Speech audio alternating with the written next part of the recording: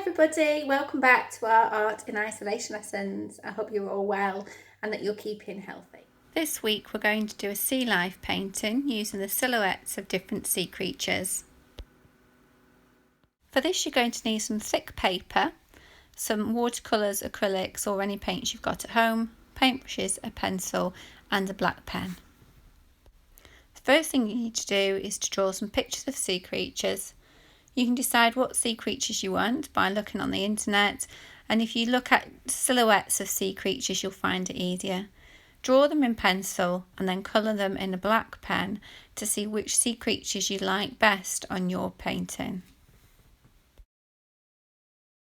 If you're not very good at drawing pictures, you could cheat by looking on the internet for the outline of sea creatures, and that will also give you some pictures that you can copy or that you can print out. I've done a shark, a fish, a stingray, a jellyfish, an angelfish and a turtle. You can choose anything you want to do.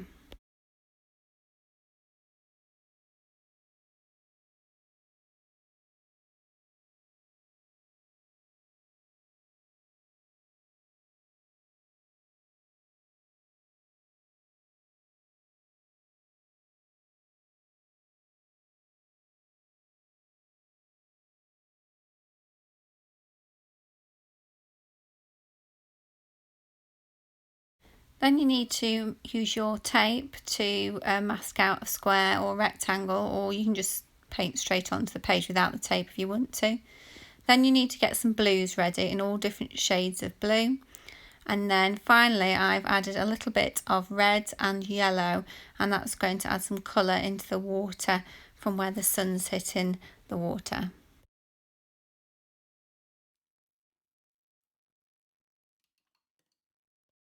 If you're using watercolour paper, you can make your page quite wet and wet the whole page. If you're not, start in the centre, add a little bit of water and then add in blues. If you start with the palest blue first and then work to the corners with the darkest blue in the corners. As you can see, I'm painting round in circles. The circle in the middle is going to be where the sun hits the water, and then the darkness around the outside.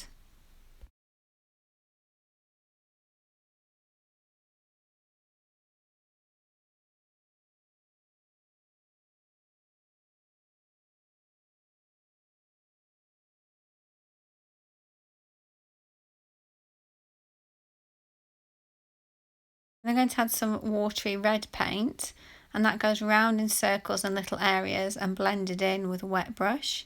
And then some yellow, and that goes round the edges and also a little bit of the yellow in the centre as the sun hits the water. To make it look like the sun's rays are hitting the water, I've got a wet brush, so a clean wet brush, and I'm starting from the centre of the page and bring the brush outwards towards the edge. If you've got just plain white paper from the printer, you don't need to add very much water or your paper will start to tear. If you've got watercolour paper, you can add a lot, and if you take your paper down, your paper won't curl when it dries. And so just bring the paintbrush from the inside to the outside gently with quite a dry but clean brush.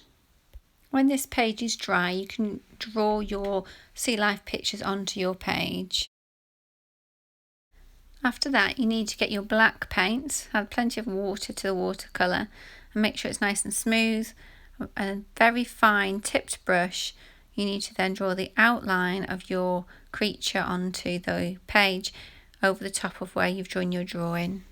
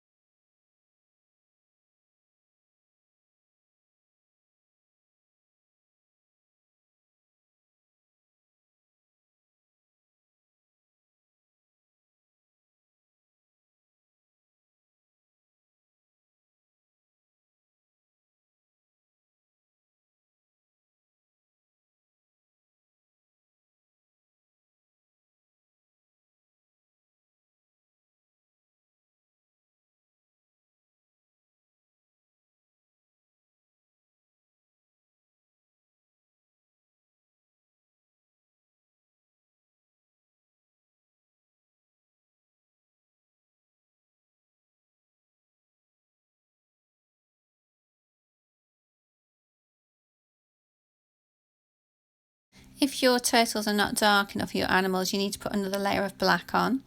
And if you want to, you can either finish your picture at this point, or you can add some more detail like some bubbles into the water. To do that, you need some liquid white paint, an old toothbrush and a ruler. So if you dip your toothbrush into the white paint, you can then use the back of the ruler to spray the paint onto the page.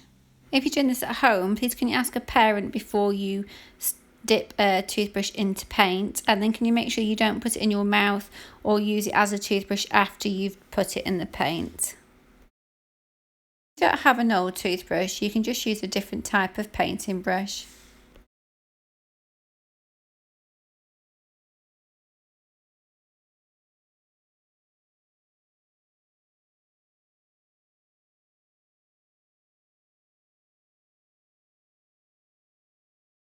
I sprayed too much white onto my turtle, so I've painted back over them in black.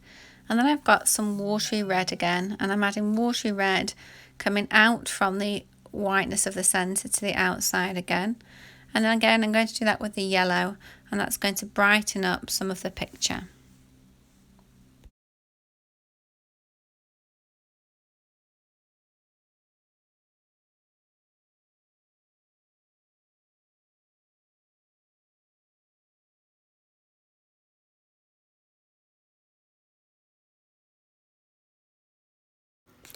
And finally, if you've taped up the edges of your page, you can take the tape off to give nice clean white edges. If you drag the tape downwards as close with your hand to the page as possible, it stops the paper from tearing.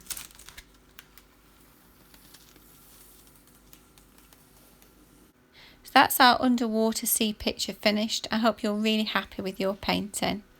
We'll see you next week. Don't forget, if you want to subscribe, you'll be able to get a notification of the video going online as soon as it's released. Have a good week. Take care. Bye.